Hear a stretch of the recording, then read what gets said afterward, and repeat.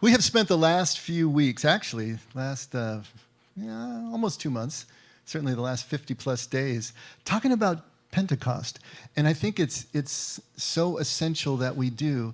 And it's so multi-layered, and it's so difficult for us to wrap our arms around. I wanted to take one more stab at it this morning and look at it from a different angle, because it is very difficult for us to completely comprehend the depth of what Pentecost means. When I was coming up in an evangelical church, it was all about speaking in tongues and prophetic gifts and that sort of thing. And you knew that you had broken through into baptism of the Spirit if you could do those things. And I could never do those things. So I was always a second-class citizen, it felt like to me. And I still can't do those things, but now I don't care. See, there's a change there. Because I know that those things don't matter. In terms of what we're talking about, they're beautiful expressions, absolutely beautiful expressions, and abandonment to Father and to the moment, but they're not essential to Pentecost. And so trying to get to the place where we understand what this is so that we can take concrete steps to get there. We've talked about it as being the second baptism because Jesus talks about it that way. And the second birth, baptism in fire, second birth in spirit, rebirth in spirit, being born again, all these things. But it's so abstract, it is difficult for us to understand what those things mean. We talked about last week the ability to actually merge heaven and earth. Well, that makes it clearer, doesn't it? Yeah. In terms of being able to see the oneness of everything, the unity of everything, behind the diversity and the individual form and function that we see every day in life. We talked about being able to see with the Father's eyes, the Father who sees that unity as the central fact, the absolute basis of all creation, and yet still in the midst of this diversity. But even all of those images still leave us without a real concrete way forward to figure out what is it that we do. How do we see both at the same time? How do we see an overlay of unity on top of the diversity and the crazy dysfunction that we see in our lives around us? Personally and collectively and all that. How do we do that? How can we make it more concrete?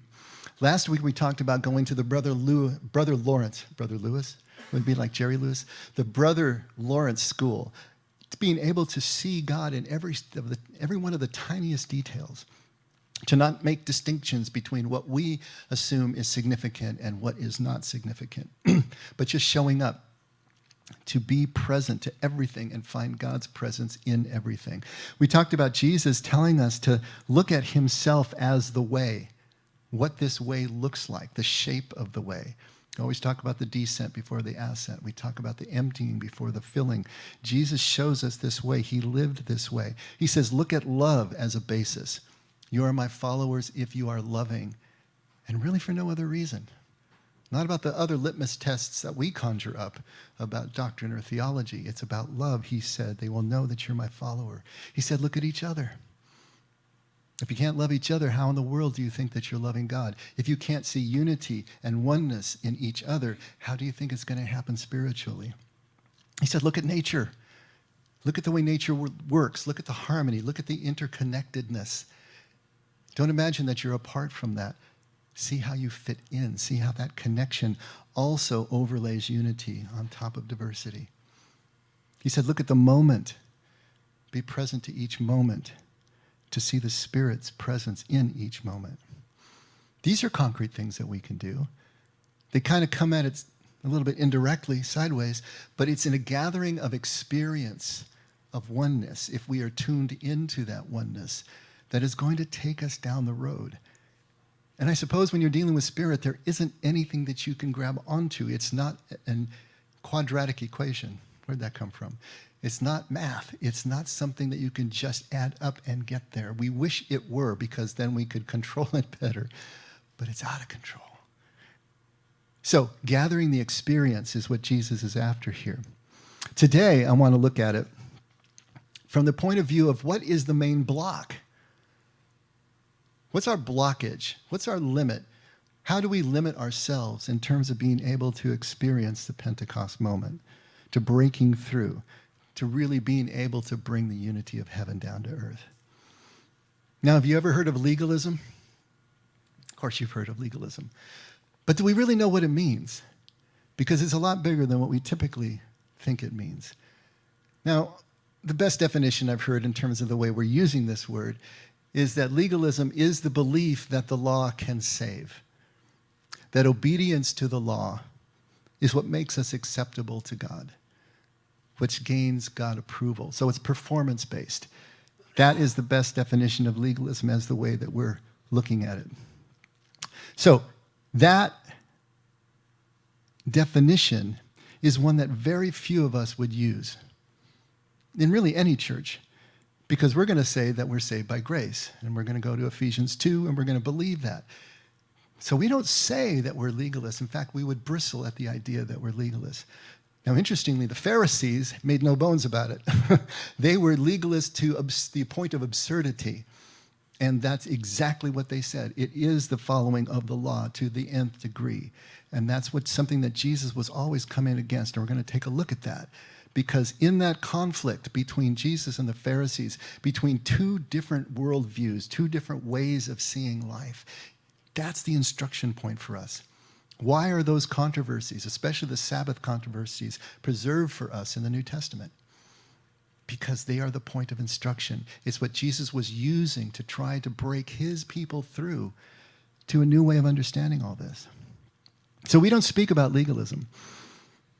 We speak about saved through grace. We talk about all of the ways that God's love and grace save us, about how the saving effect of Jesus' action on the cross saves us. But at the same time, if you really get to the bottom line, it's still about the contract, isn't it? Because no matter how much God's love saves us, don't we still have to perform? Don't we still have to do the right things? And if we're not doing the right things, then how do we really know we're saved? See, this is the logic. This is the way that the church gives with one hand and takes away with the other. You're backsliding. Well, were you really saved before? Or maybe you really weren't saved because now you're doing this. How could you be doing this if you weren't saved?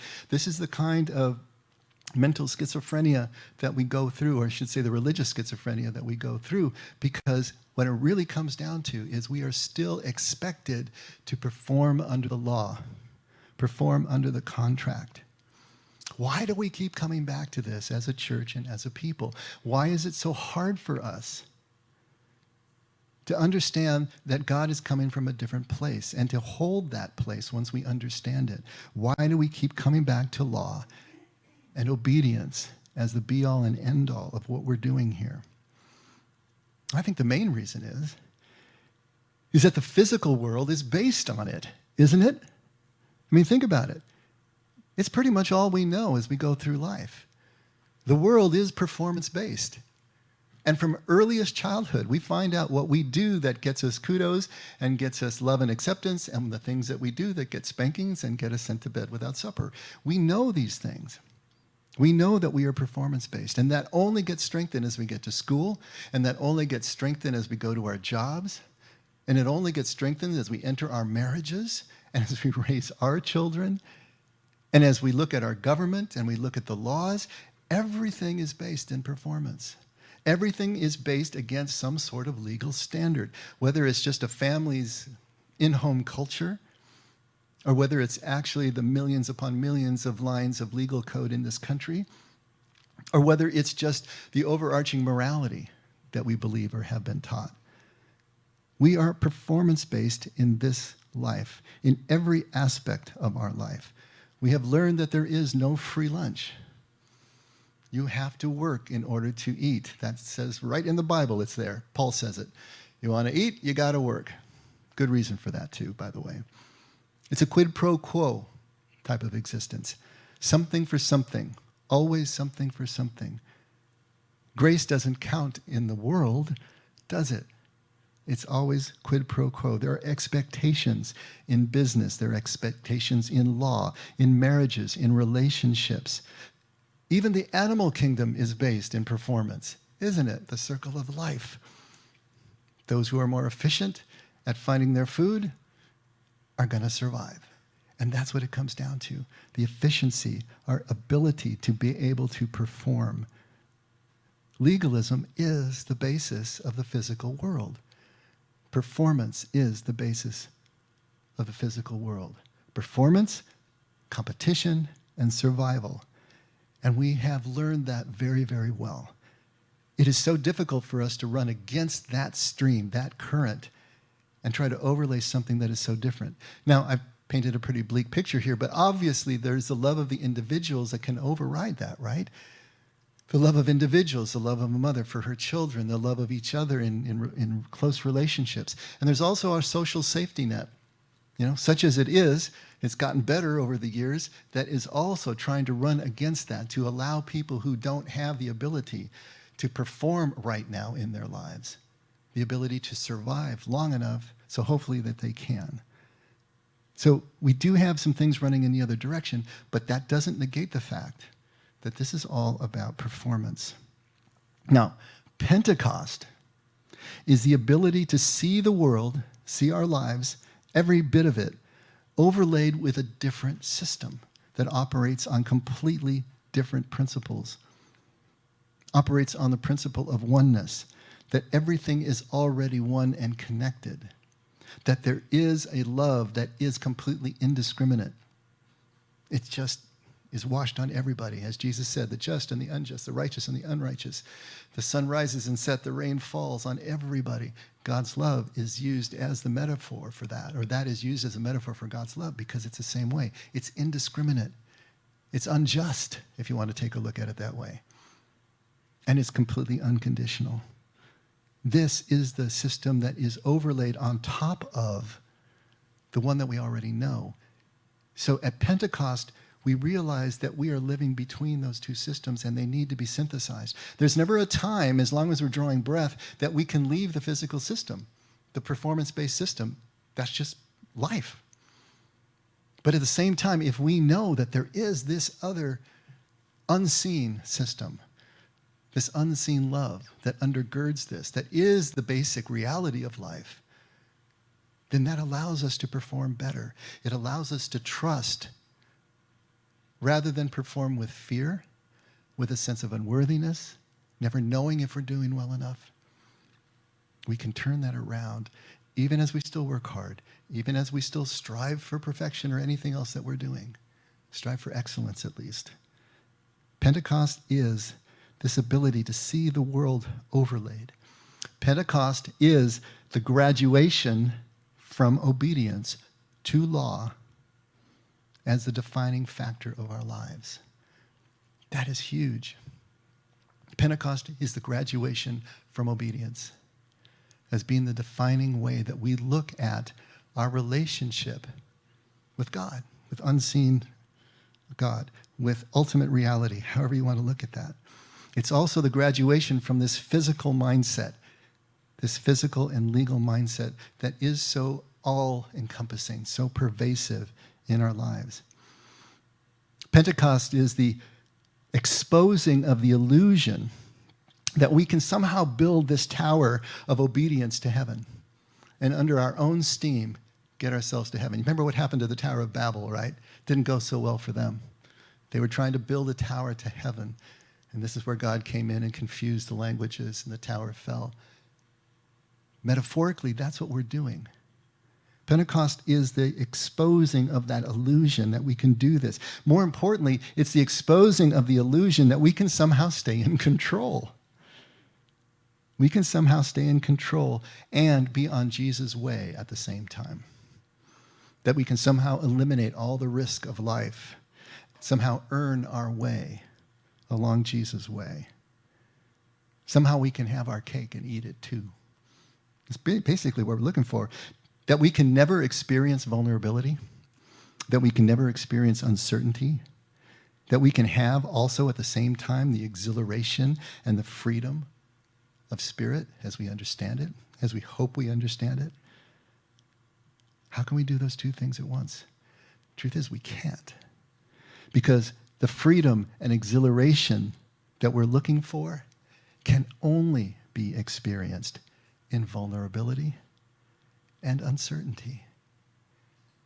Think about the peak moments in your life. Think about the most exhilarating moments in your life. Were you in control? Did you have it all planned out? Did you have it all mapped and ready? See, this is the thing that we need to understand. When you fell in love, when you fall in love, are you in control? See, it's the out of controlness that is exhilarating. It's the out of controlness of realizing that we don't know where we end and the other begins. All of that mystical experience that we can't control and can't even define. We don't know how it happens. That's why they call it falling in love. That's exhilarating. That's freeing. But it's not being in control. Extreme sports, those of you who love extreme sports, what do you love about it? The uncertainty of it all, isn't it? You don't really know how this thing is going to come out when you go to those speeds or go to those heights or put yourself in harm's way. That's the exhilaration. It's also the freedom of it. People say they feel alive when they do those sorts of things. How about exploring and pioneering? To go out into uncharted waters that have never been gone before. That's getting hard to do on this planet. But still, to go beyond the map, to go beyond the itinerary, to go out there someplace with the ability to get lost, with the ability maybe to get hurt, with no 911 that you can call. That's the freedom that we're talking about, the exhilaration. But it's also the out of controlness at the same time. Legalism is the opposite of all of that. Keeping the status quo in place, managing risk. That's what legalism is about. That's what obedience is about. That's what having all these standards is about. And it kills the ability to have exactly what we're after. Remember we talked about the prodigal son and his older brother. Two opposite ends of the same thing. What does the elder brother represent? He represents the legal approach, doesn't he? He stayed, he was obedient to his father, he did exactly what he was supposed to do all those years that his younger brother was gone. Managing risk, status quo, keeping it all in place. The younger brother is the exact opposite. He's throwing everything to the wind. He's just going for it. And of course, he loses it all, but he comes back. We talked about the fact that both of those, it's not an either or. It's always been painted that the prodigal was somehow worse than the elder. The elder was better because he was loyal, but he had his problems too. But the truth is we need them both. They are both us. And if we don't have both of those in balance, we can't understand what Pentecost is all about. We're going to need to somehow balance this. But law and obedience by itself is only going to keep us imprisoned in our own minds, in our own set behavior patterns, never being able to experience anything beyond what we can imagine, what we imagine we can control. And at the same time, as long as we're in that mindset, nothing really exists outside of ourselves or our performance, our duty, our righteousness. Now, the Pharisees are kind of a caricature of this idea of legalism. They took it to the place of absurdity. And Jesus' conflict with them, as I said, is this point of instruction. And I want to take a look at just a few areas and see if we can start to understand what's going on here and why Jesus is making these points so strongly. Take a look at Matthew 5:20. Now, you all know that 1 John 4:19 has become our signature verse here. You know, we love because God first loved us. Matthew 5:20 was our signature verse for maybe the first, 8 or 9 years, because it is so central. But then I figured probably it'd be nice if he had something a little more positive than Matthew 5:20.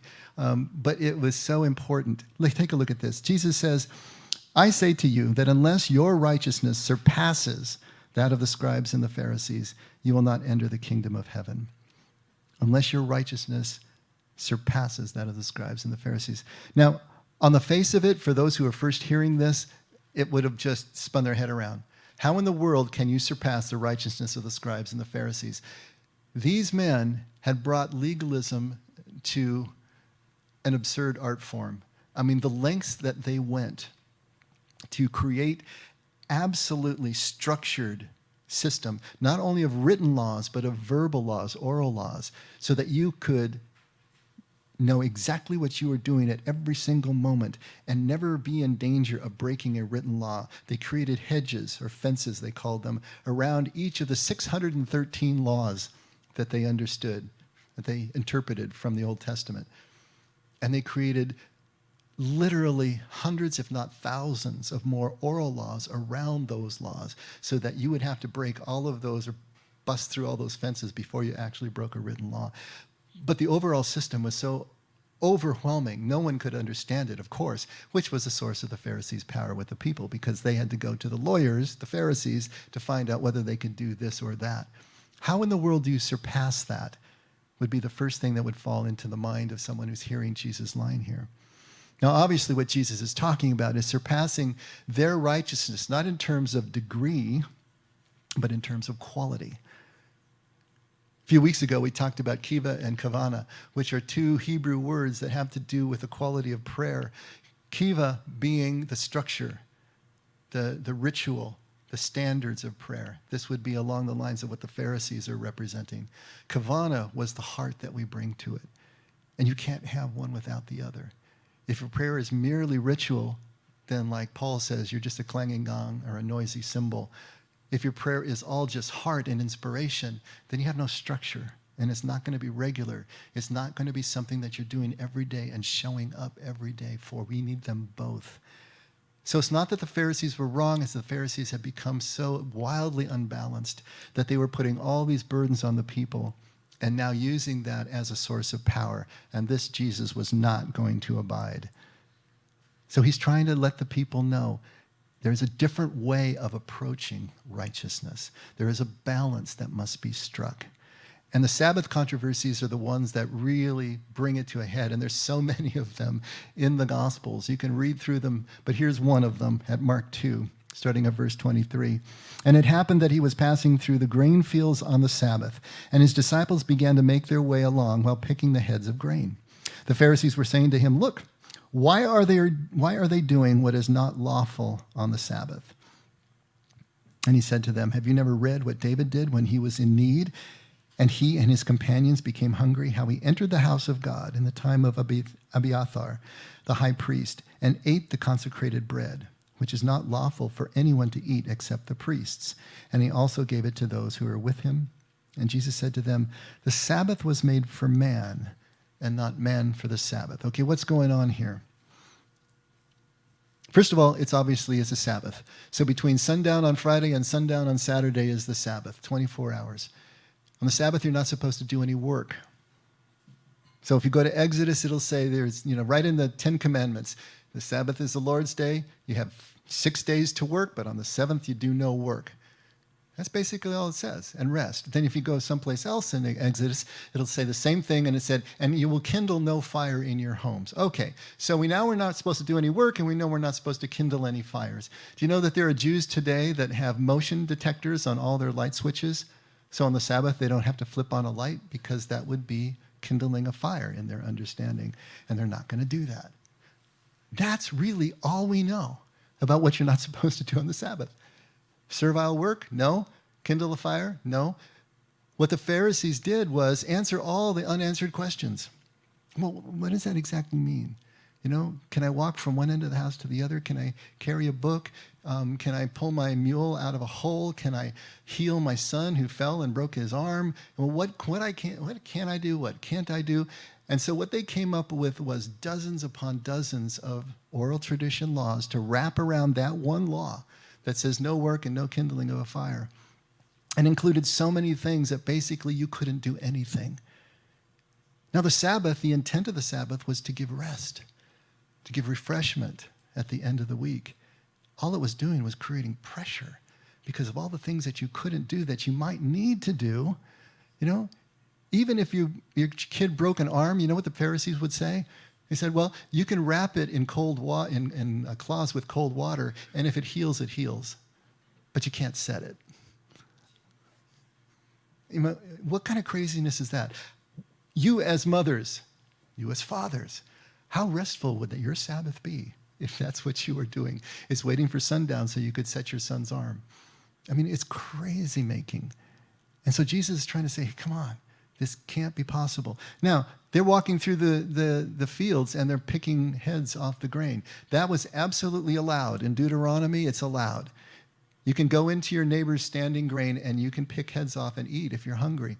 But you can't take a sickle in and actually harvest the crop, right? So it was limiting the amount of damage, but it was also creating a safety net of sorts so that people wouldn't starve. They were doing something that was completely legal. But the Pharisees say not on the Sabbath, because in order to eat grain that you pick off of a plant and standing grain, you have to rub it to get the chaff off the kernel so that you can eat the kernel. And that is what they called winnowing. Winnowing was not allowed on the Sabbath. It's not in the law. It's not in the book. It's in their oral traditions. And yet Jesus is saying, but look what David did. He actually went into the temple when he was starving, when he was on the run, and ate the showbread that was reserved for only the priest. Not only did he eat it, but he gave it to his men. And that was blessed by God in the Old Testament. And you're saying that my followers, my friends here, can't do this? What's going on with you people? Don't you understand? The Sabbath was made for us. The law was made for us, to refresh us, to keep us balanced week by week. Not us for the law, not us for the Sabbath. You see the point that he's trying to make? He's trying to get them to graduate from this just baseline thinking that all we need to do is follow, follow, follow, and not break, and just grind it out. And somehow that's going to make us acceptable to God. At Mark 7, starting at verse 5, the Pharisees and the scribes asked Jesus, why do your disciples not walk according to the tradition of the elders? Another way of saying the oral tradition. You're not going to find it written in the book. But eat their bread with impure hands. Okay, there was elaborate rituals and purification rituals that the Jews would go through, and they would wash their hands and wash everything before they ate. And Jesus' disciples are not doing this. They're on the road and they're doing what they do. And they're just, coarse fishermen anyway. They're not, going by the niceties of all of this. Jesus turns to them, and I want to skip ahead to verse 14, but the part that I'm skipping is all this about korban. And the idea here is that even though the Pharisees are going to judge Jesus and his followers on not washing their hands, they use the law to be able to not support their parents in their old age by using this idea of korban, which was a dedication of some material possession to God. And by dedicating that, they said, well, now I don't have anything for my parents. But they're breaking another law that says you honor your father and your mother. So they would play with the law to their own advantage, and then we'll turn around and stick it to other people as they're doing here. So at verse 14, Jesus says, he calls the crowd to himself again, and he began saying to them, listen to me, all of you, and understand. There is nothing outside the man which can defile him if it goes into him. But the things which proceed out of the man are what defile the man. If anyone has ears to hear, let him hear. And when he left the crowd and entered the house, his disciples questioned him about the parable. And he said to them, are you so lacking in understanding also? Do you not understand that whatever goes into the man from outside cannot defile him, because it does not go into his heart, but into his stomach, and is eliminated? Thus he declared all foods clean. Do you know what kind of fighting words those are to a Jew? No kosher? Are you kidding me?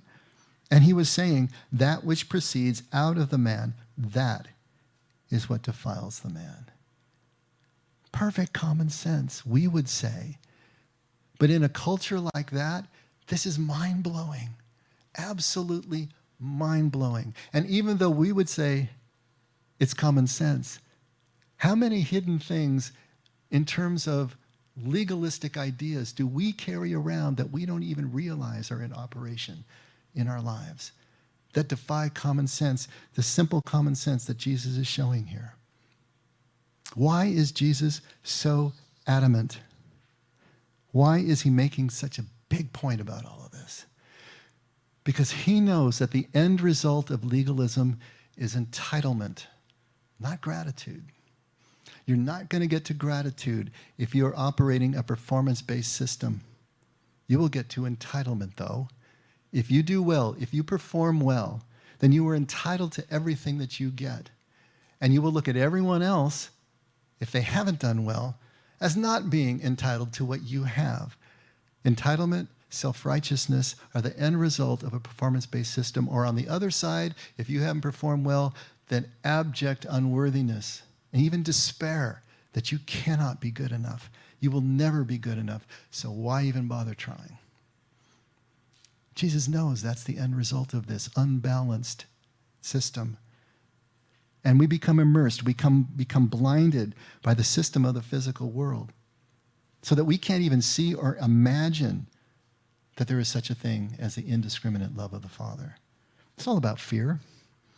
It's all about minimizing the risk that we feel because of the fear. It's all about wondering if we're worthy enough, and there's no place for compassion. There's no place for this indiscriminate love if we're living in fear. Now, Jesus' followers before Pentecost were still stuck in this physical mindset. They hadn't traveled very far. It's amazing. As long as they were living with Jesus, they didn't travel that far. They were still jockeying for positions of power. They were still imagining that his kingdom was all about physical power.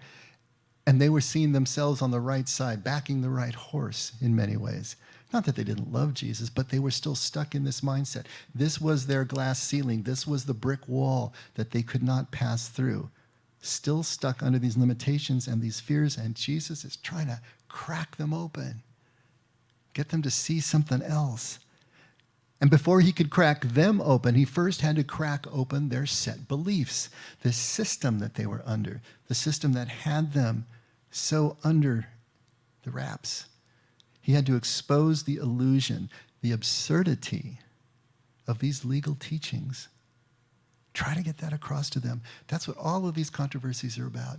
Jesus speaking truth to power, but for a purpose, not just to stir the pot. He was a loyal Jew. He never stopped being a loyal Jew. He didn't break the written laws, but he realized that the oral traditions were just ridiculous. And he wasn't going to obey those. And he was going to, at every point, try to draw the lines of different. He was trying to get everyone to understand that you can't get to Pentecost through obedience. Trying to get to Pentecost through obedience is like trying to win the Indianapolis 500 in a Pinto. Okay, now you probably don't even know what a Pinto is, do you? You see, she's too young. She doesn't know what a Pinto is. Okay, how about this? It's like trying to win the Indianapolis 500 in a Volkswagen Beetle. Do you know what that is? She doesn't even know that? Okay, it's like trying to win the Indianapolis in a horse and buggy. All right. Yeah, I got to get the illusions here down to where everyone is getting too old for this, I guess, is what it's coming down to. Trying to get to Pentecost through obedience is like bringing a knife to a gunfight, like trying to empty the ocean with a teaspoon or pushing it back with a broom. It's like trying to get in orbit in an airplane. You can't do it. It's the wrong vehicle. It won't happen. No matter how hard we push, no matter how fast our obedience car is, it can't do it. It simply can't. An airplane needs lift that it gets from the air to get into orbit. You get high enough, there's no air. The airplane is going to sink back down. It cannot fly into space. You need a rocket with escape velocity. You want to get into space, you get out of the plane and into the rocket. You want to get to Pentecost, you get out of obedience and you get into what? That's the question, isn't it? The $64,000 question. Physical and spiritual are of a completely different order, a completely different class, completely different substance. You just can't go fast enough in a physical vehicle, far enough to get where we want to go. If we can let go entirely, at least momentarily, of the physical vehicle, we can make this quantum leap into what's going to feel at first like nothing. It's going to feel at first like the unknown and the uncertainty, and we're not going to like it. It's so difficult to try to describe this transition to someone who hasn't experienced it. And you see all the work that Jesus is doing and all the words and imagery he's throwing at it to try to get this across. But the classic one, of course, is John 3. And let's take a look at that. I know we've used this a lot, but maybe in this context, it's going to look a little different to you. I hope so. John 3, starting at verse 3, this is Jesus with Nicodemus. Nicodemus is one of the Sanhedrins, one of the rulers of Judea. He's also a Pharisee. very important person, comes to Jesus by night, covered over in his talit, makes sure nobody can see him. But he has these questions. Something's burning. He knows something's going on here, but he can't figure it out because he's still in the physical mindset. He's still in the pinto, right? He can't understand why he can't get where Jesus is because he sees something there that means something. And he asked Jesus about this. I know that you come from God. No one could do what you're doing if you don't come from God. How is this happening? How is this possible? And Jesus answers and says to him, truly, truly, I say to you, unless one is born again, he cannot see the kingdom of God. And Nicodemus says to him, how can a man be born when he's old? He cannot enter a second time into his mother's womb and be born, can he? Perfect physical, logical thinking, right? And yet it sounds so absurd to us because we know that Jesus is speaking metaphorically. He can't see that. The fact that we can see it, we think we're more evolved, but I'm telling you what, we are just as absurd in other areas of our lives that still are untouched by this transformation that Jesus is trying to get down into the roots of our soul. We don't see what we don't see. We don't know what we don't know. Nicodemus is speaking this right now. But Jesus answers him and says again, truly, truly, or amen, amen, I say to you, unless one is born of water and the Spirit, he cannot enter into the kingdom of God. That which is born of the flesh is flesh, right? That's the pinto. And that which is born of the Spirit is spirit. Do not be amazed that I said to you, you must be born again. The wind blows where it wishes and you hear the sound of it, but do not know where it comes from and where it is going. So is everyone who is born of the Spirit. And you know what? That's about the best that you can do. Being born again is like the wind. Can't see it. Don't know where it's coming from. Don't know where it's going to. You hear the sound of it. You see the effect of it. Are you willing to just flow with it? Get out of the vehicle you're in and flow in that unknown direction. Be uncertain for a while. The fact is that living in the Spirit is living in uncertainty, but you eventually come to a place of trust. And when you come to trust, the uncertainty doesn't matter anymore if you have trust. This is where Jesus is trying to get us to come. This is a classic clash of a spiritual and a physical encounter. How are we going to envision this for ourselves? How can we envision what it may be like for us to make this transition, make this move? When I was going through this 25 years ago, and I was being told all these things about being baptized in the Spirit and being born again and what it looked like and the criteria, and of course it all came down to charismatic gifts pretty much. I didn't get it. It didn't compute. It made me crazy. It made me make me work harder, like banging my head against the wall and getting absolutely nowhere. And finally I got to a point where I realized that everything that I had done my entire life to get something that I really wanted was to lean forward, plan, work like heck, grab it by the throat, and make it mine, acquire it. But this thing that I was approaching now was nothing like that. And in repeated experience, I realized what it's really like. It's like a pushing off and letting go. It's like when you were a kid and stood backward on the edge of the pool and just fell in and let the water slap on your back. It felt more like that. It was this letting go and falling back as if hopefully someone was going to catch me. Meister Eckhart, the medieval mystic, captures it perfectly when he says the spiritual life is more about subtraction than addition. Again, not about acquiring something, adding it to you, but letting go of things. Of course, I can always come back to my skydiving example, right? To be holding on to the edge of that open hole 2 miles above the ground, and then to finally let go. To hold, as long as I'm holding on, I've got control. As long as I'm holding on, I can make a choice. As long as I'm holding on, I'm scared to my toes. But to push off and let go and get past that first hyperventilating breaths and then realize, hey, this thing is in motion now. It's going to end at the ground one way or another. I can enjoy the ride or I can be scared all the way down. What do I want to do? It's so wonderful to just push off and let go and realize you're going someplace. This might sound like a weird one, but how many of you been on the Pirates of the Caribbean ride at Disneyland? I mean, probably all of us, right? There's that first part where you're going real slow through the swamp and the bayou, and the music is very subdued and it's very dark. Little fireflies out in the distance, and you can feel the boat being pulled along by that tether, that track in the water someplace. And you're going along, it's very measured and very controlled, and then you get to that tunnel, and when you go through the tunnel, there's this free fall that you go into, and when you hit the water again, you're bouncing and bobbing, and you just feel free in the water, and the music is up, yo-ho, yo-ho, and there's expansive space around you.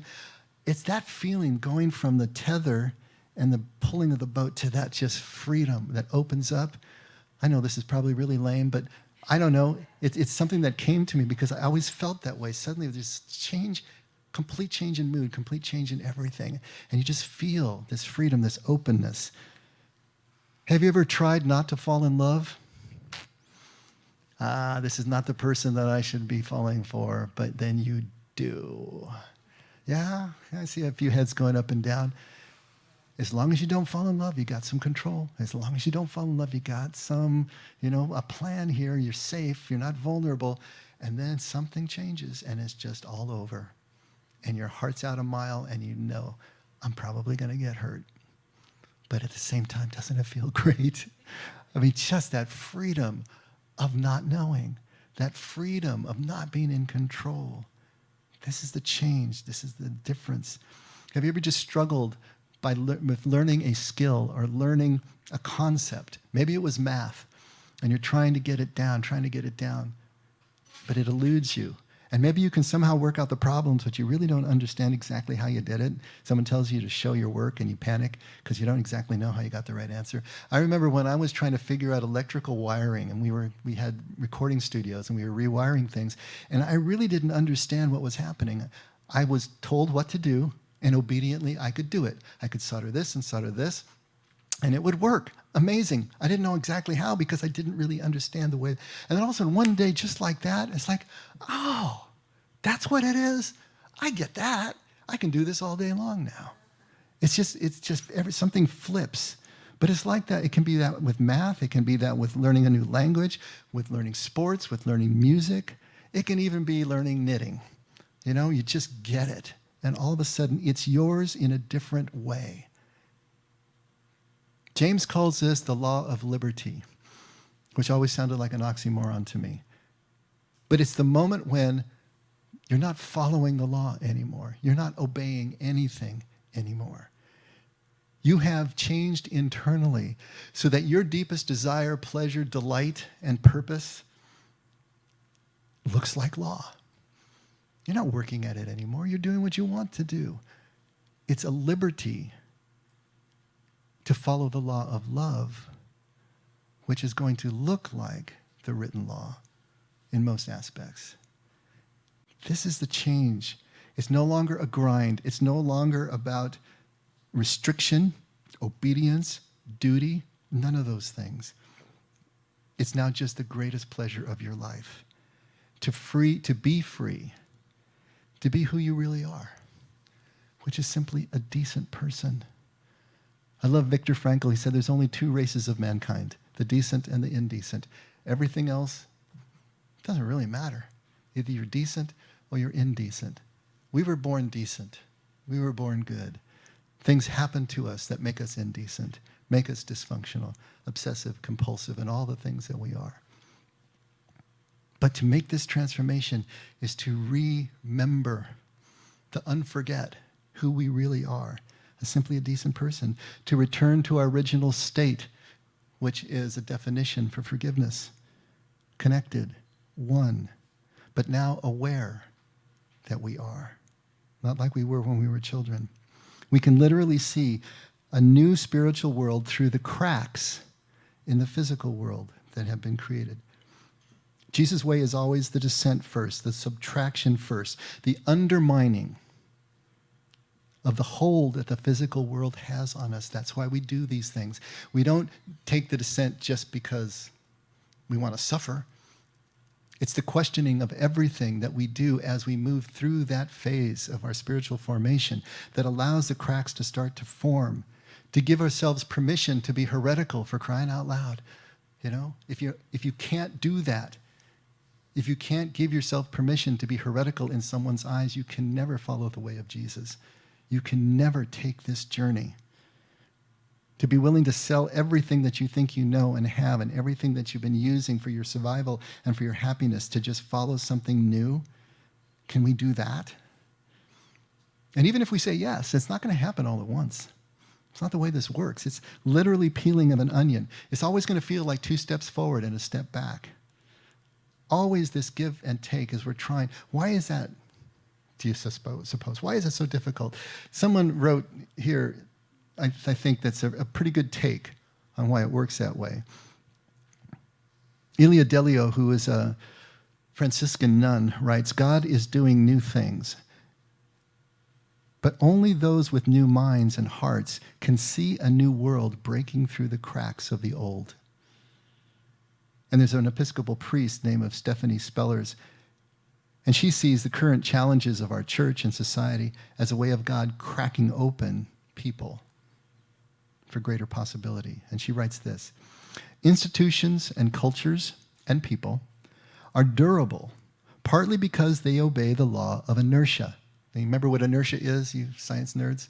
You know, an object in motion will stay in motion until something moves it. An object at rest will stay at rest until something moves it. And so it's one of the laws of mechanics. And so there's something built into the movement of something or the stability of something, and it takes a large outside force to change that.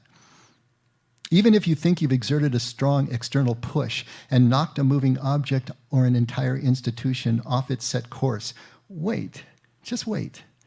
With barely a nudge, the object will drift right back to its original path. Think of your own experience. When you see a crack, what's your first instinct? Push the pieces back together and patch it over. Eventually, a contractor comes with the bad news. There is deep enough damage here, and if you don't address it, before long, the whole structure will be fundamentally compromised. You sigh and you negotiate. I don't know about you, but I have a surprising capacity to delude myself about how broken the structure is. With enough duct tape and rope, I will get back to normal. I call this rearranging deck chairs on the Titanic. Or we could acknowledge the unraveling, breaking, and cracking as a bearer of truth and even a gift. Perhaps, as Alan Roxburgh suggested, the Holy Spirit has been nudging and calling us to embrace a new imagination. But the other one had to unravel for us to see it for what it was. In this sense, the malaise of our churches has been the work of God. A church or a person who has been humbled by disruption and decline may be less arrogant and presumptuous, may have fewer illusions about their own power and centrality, may become curious, may be less willing to ally with the empires and powers that have long defined the way it has always been, may finally admit how much we need the true power and wisdom of the Holy Spirit. See, that's it. Life will systematically dismantle our illusions of power and control. It will tear down our personal and collective towers of Babel every time. They won't stand. And really, that's why many of you are here right now at this place, right? Because you saw cracks in the old system, the old churches, the paradigms and the belief systems that you were in before, and you were looking for something new. You knew that you had to go to something new. You weren't willing to keep pushing it back together and duct taping it together anymore. You probably did that many times before you finally decided, I've got to go someplace else. I've got to do something new. And so the question is, when this happens again, and it will, it has to, this is life. Endless cycles of seeing new cracks in your existing thinking that will show you a new vision of a new world. And when that happens, what are you going to do the next time? Do you have the energy? Do you have the desire to keep moving through these cycles? Or are you going to freak out and hysterically try to put it all back together again?